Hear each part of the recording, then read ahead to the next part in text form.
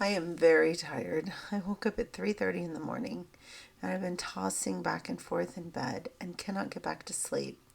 And I know it's because I have a message that I need to share.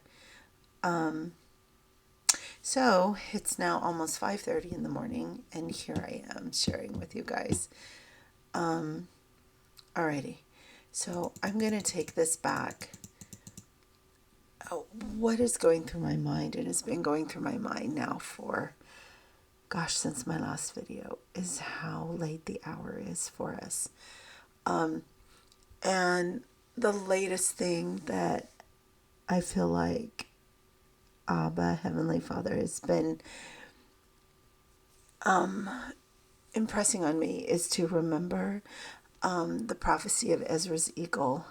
And so I am going to go through that with you guys here in just a minute. But I want to remind you of my understanding of where we are in the timeline by just looking at the stars. So we started out, the last video I did was reminding us that on July 14th, that Mars was in conjunction with Uranus, which means heaven. And then I felt like because this was happening in Taurus, which represents the two tribes of Joseph, that, and remember, Ephraim is the firstborn among all the brethren here in this Latter-day Saga. I felt that there was going to be an increase in a spiritual war that we would be going through.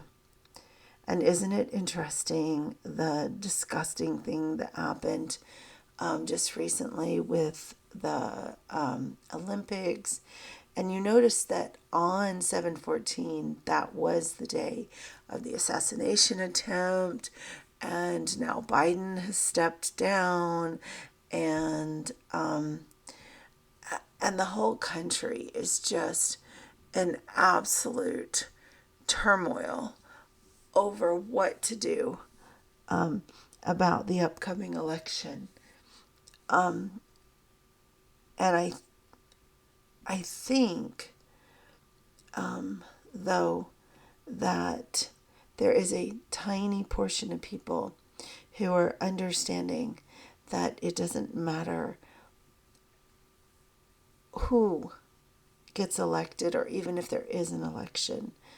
I think there's a tiny group of people that are understanding that in Isaiah 1, where it describes the daughter of Zion as being full of putrefying sores from her head to her feet, her head being those who govern her, and her feet, of course, the lowliest of citizen, there is no soundness. There is no soundness. And this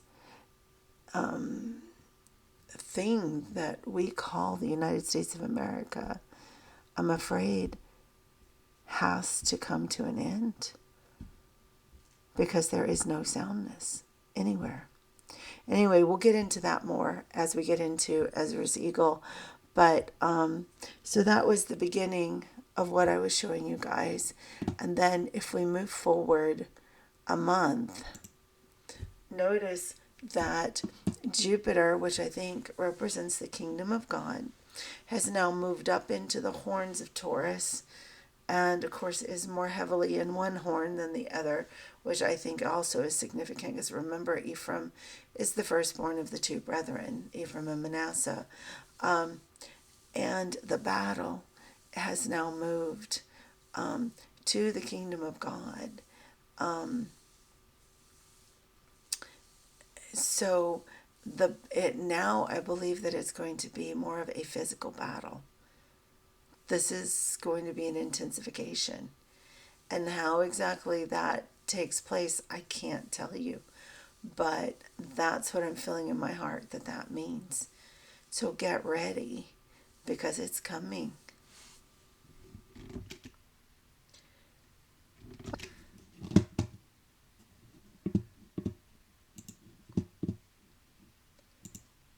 Um, um, Pause recording. Stop recording. How do I resume the recording?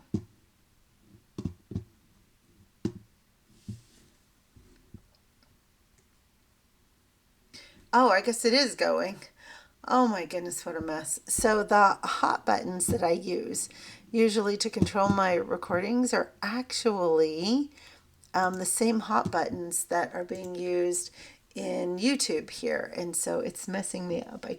I'm gonna make a mess out of this video. I'm sorry, guys, but so I thought about just going into the scriptures and going through them verse by verse, but I've got to tell you, my world is so busy and overwhelming right now that I know I'm not going to have time to get through this. And I have watched many videos going all the way back to 2018 about Ezra's eagle. And most of them are very long, and I don't agree with a large portion of what they're saying. And so as I was pondering that, just this morning at 3:30 in the morning, I heard the Spirit tell me to go and search for Ezra's eagle again on YouTube, and I did. And I ran into this beautiful sister. Now, I'm going to tell you, for some of you guys, this may, well, right here, she's just going to do Ezra's eagle, but just the fact that she is a Mormon may offend some of you. But I think, let me tell you, I believe that Yah's people are going to come out of every single religion. They are being awakened, and we're at the last hour here, and some of them are still being awakened. And I will tell you, this is the first interpretation that I've seen that I agree with. This is the way that I would understand, that I do understand these scriptures, and she's already got it put together in a presentation. So what I want to do is watch it with you and pause it and bring out some points that I think can be added to this, some scriptures that can be added. And I love that it's only 17 minutes long. So she's done an amazing job. So without wasting any more time, let's go ahead and get started. All right, so let's just go through a quick executive summary of Ezra's eagle. So here's the storyline. A powerful kingdom arises from the sea. This eagle is representative of the kingdom. She spreads her wings all over the earth. Her influence is felt everywhere. From the moment that this eagle is born, she has 3 heads that are described as kingdoms. The eagle also has wings and feathers. Those 2 words are used interchangeably. And we're told that they represent kings that reign one at a time. And the eagle also speaks from the midst of its body. Right, so the midst of its body. It is the people, right, in the United States who are meant in this republic to be the voice of the republic, right? So it is the body of the people of the nation that speak. So that would make sense. Let's keep going. So the eagle never talks from any of its 3 beaks. It's speaking from the midst of its body. So as you reflect on what type of a government could that be, you might come to the same conclusion that, sounds a lot like America. So as Ezra is watching this vision, he sees 2 versions of the eagle. So the first vision is the first kingdom that he sees, and I'm just going to call this the before kingdom. So in the before kingdom, the 3 eagle heads are at rest. There are 12 feathers that reign one at a time. And at the very end of this first kingdom, there are 2 contrary feathers that reign. We're never told why those feathers are contrary. We're just told that they are contrary. Then the vision changes, and he sees the second kingdom. Now, it's the same eagle, it's same body, same 3 heads, but now there are 6 new small contrary feathers that arise and reign one at a time. And in this second kingdom, the heads wake up and become active. Some of the attributes of this second after kingdom is that the kingdom is experiencing great strivings, a lot of peril, and a lot of death. By the end of the eagle, all 3 heads die, and 2 of the 6 wings will die. Now, before these wings and these feathers die, a lion appears out of the forest and reproves the eagle for some of its wickedness. And the kingdom falls. Okay, so she never talks about the lion and who the lion is. So we're going to take a moment and do that. So we're going to go into the scriptures. So Ezra's eagle is talking about a mighty nation among the Gentiles. I believe it's talking about the United States. And so here we are in Micah chapter 5.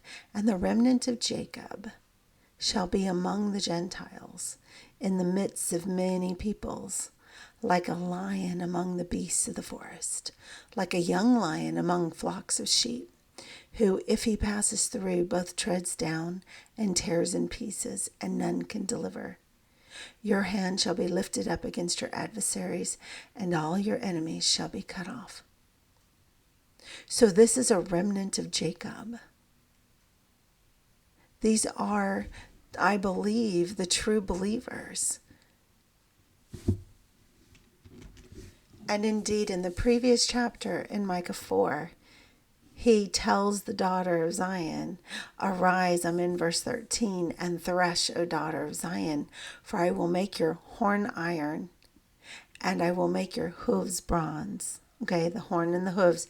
This is the sign in the sky that I was showing you. This is the ox, right? And I will make your hooves bronze. You shall beat in pieces many peoples. I will consecrate their gain to Yahweh and their substance to Yahweh of the whole earth. Okay, so let's go back to the prophecy and learn some more. And by the way, Ezra, this is 2nd Esdras or 4th Ezra.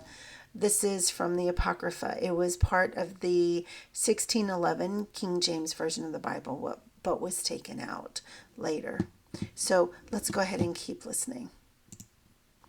It sounds very bleak, and I think that it is rather bleak. So let's get into it. All right, so this is just an illustration of the eagle. So you'll see there on the body of the eagle, I have the 3 heads. I think the 3 heads represent our executive, legislative, and judicial bodies of government.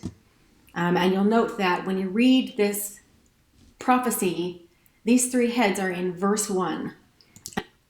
Right. And I agree with her on this. This is exactly what I'm understanding as well. But she is going to mention, and she is right, that most of the people who interpret this actually see these heads as individuals.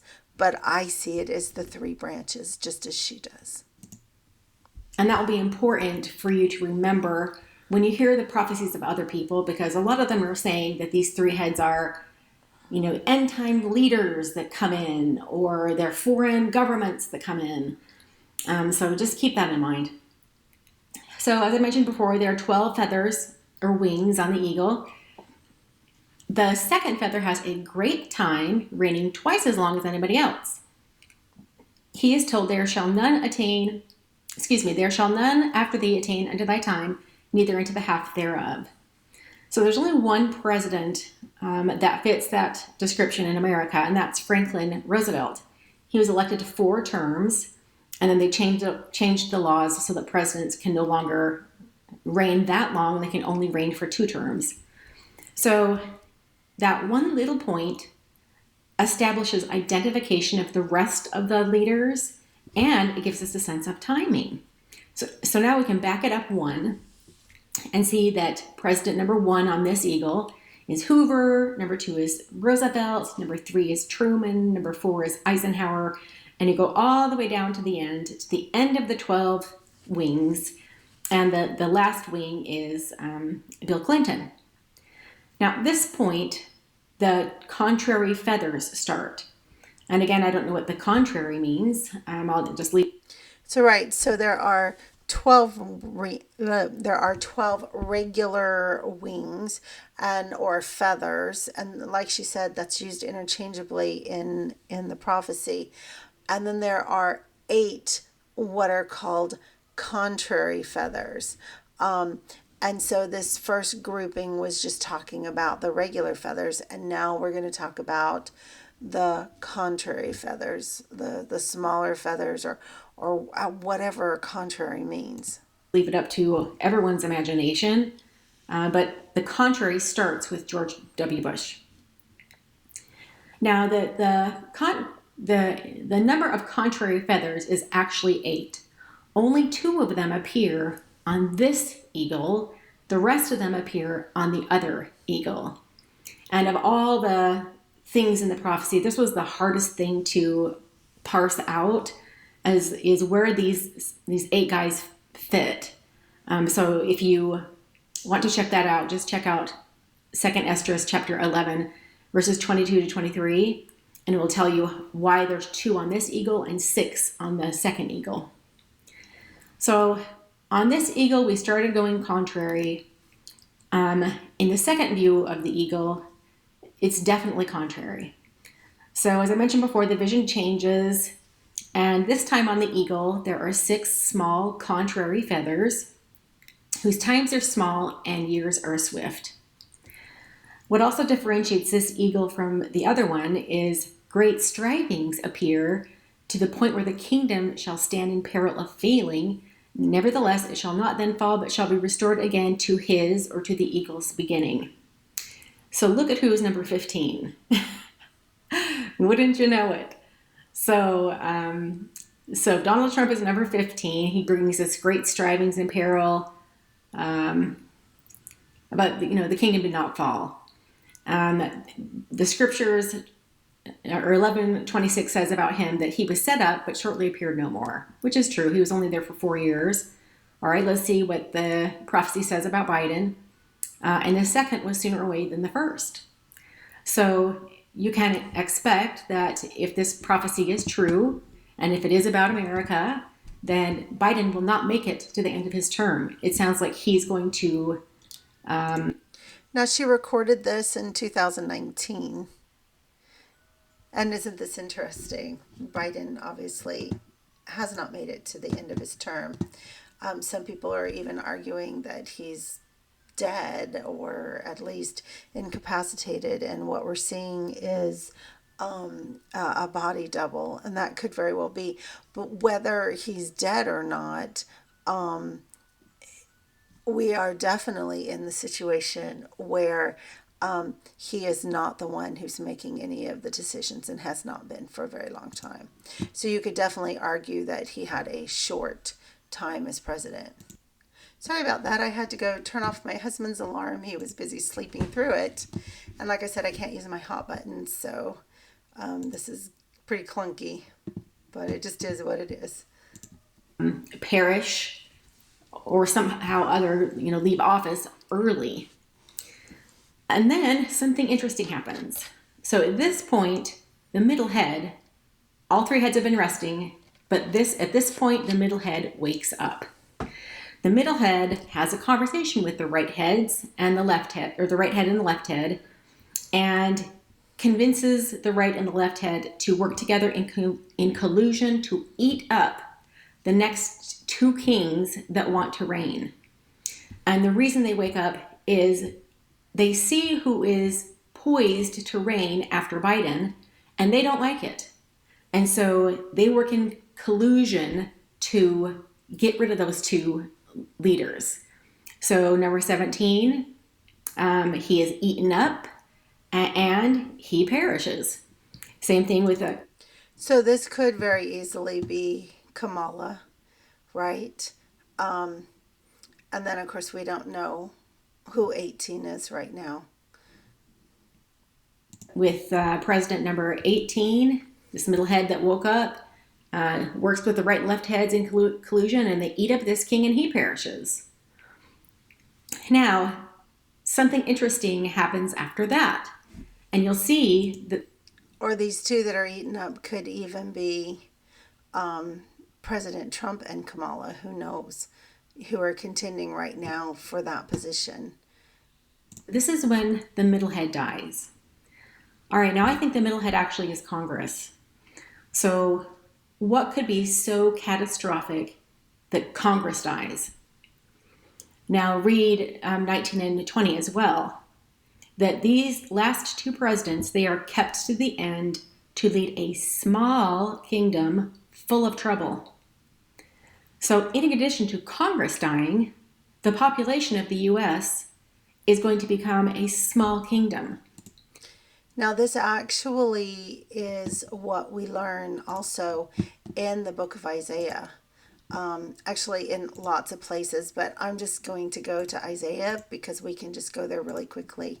So it tells us about the daughter of Zion, who I do believe the book of Isaiah, literally from beginning to end, is mainly, although some of these things did happen in the past, the whole story is there as types and shadows, and it is the story I am really believing of the United States, because that is where the New Jerusalem is going to be established. So the book of Isaiah is all about the strivings from beginning to end of preparing a people and a place for the coming forth of the New Jerusalem on the earth. And at the beginning of this story, of these strivings, you have the daughter of Zion being addressed, not the original Zion. Okay, so this is not the old kingdom. These are the descendants. This is the daughter of Zion that is being addressed in this one. And they're being called evildoers, a people laden with iniquity, backwards. The whole head is sick and the whole heart faints, from the sole of the foot even to the head. I mean, it's not good. So the daughter of Zion. So then he comes to verse 8 and tells us what's going to happen. Okay, so the daughter of Zion is left as a booth in a vineyard, as a hut in a garden of cucumbers. Okay, so this is a way of describing her as a besieged city. Unless Yahweh Sabaoth had left to us what? A very small remnant. We would have become like Sodom. We would have been made like Gomorrah. And then it goes through and it tells us how this great destruction is going to happen. So we have the invasion of the Assyrian at some point. We have in Isaiah 28 a great scourge, a great desolating scourge that's going to come upon the land. That it actually says, hang on. Speaking of this scourge that's going to come upon the people, Isaiah 28:19 says, as often as it goes out, it will take you. For morning by morning it will pass over, and by day and by night it will be a terror, just to understand the report. So there's going to be this terrible illness. Also, if you go to, let me see, I think it's Isaiah 10. Right, and then another thing that's going to happen is just general unrest. It says here, it's Isaiah 9, not 10. Anyway, it says, and the land is burned up, and the people shall be as fuel for the fire. No man shall spare his brother. And he shall snatch on the right hand and be hungry, and he shall devour on the left hand and not be satisfied. Every man shall eat the flesh of his own arm. Manasseh shall devour Ephraim, and Ephraim Manasseh. Together they shall be against Judah. So there's just going to be just complete civil unrest. Okay, now let's listen some more. So, I mean, if this prophecy is true, we are butting up against a very dangerous time in America. What ultimately happens to the eagle? Well, after the middle head dies, the right head devours the left head, and a lion emerges from the forest and reproves the eagle, and then the eagle is burned. Let's go to the eagle heads.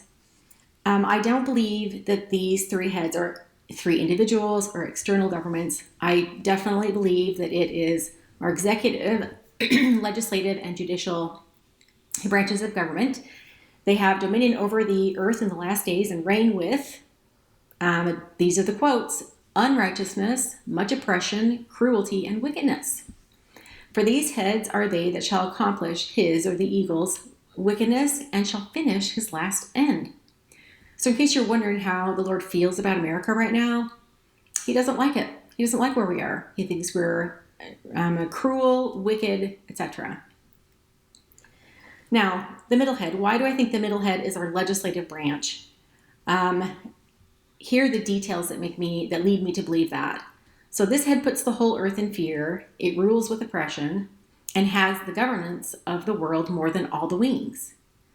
So if it's more than the wings, it means it's not the wings. So the wings are ruled out, which means it's either going to be the legislative branch or the judicial branch. And, because the legislative branch is the one making the laws, I really think it's them.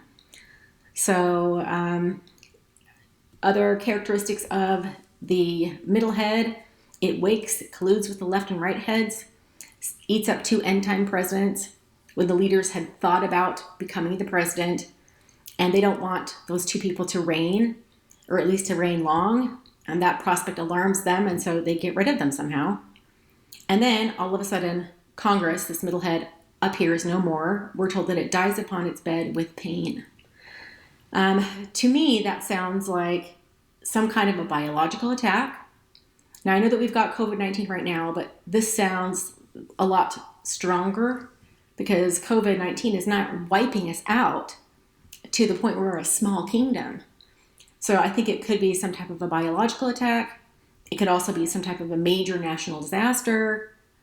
Those are my 2 going theories. It could be martial law, military. So, and like I just read to you from Isaiah 28, I'm thinking it is a biological thing that happens. It is going to be a desolating sickness, I believe. Take over, I don't know. But hard times are ahead. I think that's what this prophecy is telling us. Now, the right head also continues in its wickedness. It devours or slays the judicial branch by sword, and it remains to the end, ruling a small kingdom full of trouble. But at the last, he shall fall through the sword himself. So eventually, all 3 heads of the eagle die. And I already mentioned the left head. The judicial branch, it's devoured and slain. For the sword of one shall devour the other. I thought it was interesting about the symbolism of the sword. So Christ often talks about slaying people with the sword of his mouth. And it's those laws that we either live by that save us or that we reject that damn us. And so by these laws, I feel like we've corrupted the government, and that is what helps it just to fall. It falls apart. So we kill it from within. We sabotage our own government. Okay. Oh yeah, this is actually really good. I do think we should talk about this reproof. So we'll go ahead and finish this. So this is what Christ says to the eagle. He says, "You've been deceitful and have not judged the earth with truth. You've afflicted the meek, hurt the peaceable, loved your liars, destroyed the dwellings of those that brought forth fruit, and cast down the walls," or destroyed the protections and security of those that did thee no harm. Right. So how many governments has our CIA destroyed? That would be destroying the walls, right? The protections, the governments of groups of peoples. If you just do a little bit of a dive, you're going to find that our CIA has overthrown many governments around the world and caused extreme chaos for the people that were living in those countries. Very malicious eagle. Your proud times, behold, they are ended. Therefore appear no more, thou eagle, nor thy horrible wings, nor thy wicked feathers, nor thy malicious heads, nor thy hurtful claws, nor all thy vain body, that the earth may be refreshed. He also tells the eagle that the earth may be refreshed. Let's look really quickly again at Isaiah. Okay, Isaiah 24, starting in verse 4. The earth mourns and fades away. The world languishes and fades away. The haughty people of the earth languish. The earth is defiled under its inhabitants because they have transgressed the laws, changed the ordinance, and broken the everlasting covenant.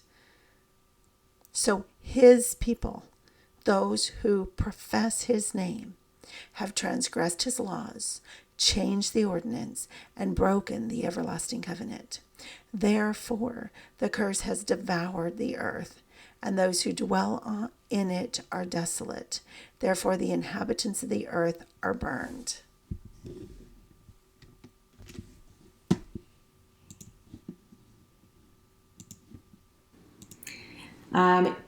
He also tells the eagle that he's going to upbraid them with their cruelty.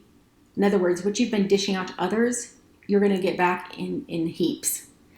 So it's payback time and life in judgment, which means you will experience these penalties, this payback in this lifetime.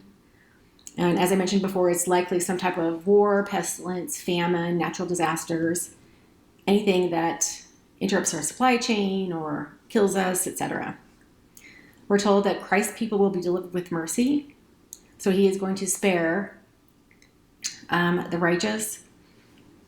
And at the end, I mentioned the whole body of the eagle is burned. So that is the message constantly throughout all of the prophets, is that he says, but tell my people not to fear. So whether it's the Assyrian, or whether it's the desolating scourge, or whether it is the unrest among the people, or the destruction of their leaders, tell my people, over and over he says, tell my people not to fear. I think I'm going to finish with a verse that I had pulled up. I think it's here in Hosea. Hang on, let me find it real quick. So in the book of Hosea, it's talking about that great destruction. But then he interrupts the narrative for a moment here, starting in Hosea 11:8. My heart churns within me, my sympathy is stirred. I will not execute the fierceness of my anger. I will not again destroy Ephraim, for I am God and not man, the Holy One in your midst, and I will not come with terror. So, yes, he tells us that in Jeremiah, that to Ephraim in particular, he says, I will not let you go wholly unpunished, because what we have done, the crimes that we've committed against our God, are terrible. But those who have a contrite heart, have a broken heart and a contrite spirit, who love his laws and who want to be righteous, and to follow the Lamb wherever he goes, we will be spared through these calamities. And I just felt so strongly that because we are butting against this last hour, when all of this wrath, now this isn't the wrath that's poured out upon the whole earth, okay? But this is chastisement. That's probably a better word. When this chastisement is about to come upon Ephraim in his land, which is code word Egypt in the book of Isaiah, which happens to be all of the Gentile nations, but the head of the Gentile nations is the United States, and that is where physically the New Jerusalem is going to begin. Eventually, the New Jerusalem is going to cover the entire earth. And then I will remind you that if you go into the book of Zechariah, those who might be upset with me because I'm not talking about the land of Judah, the land of Judah, where Jerusalem is today, will also be renewed and restored.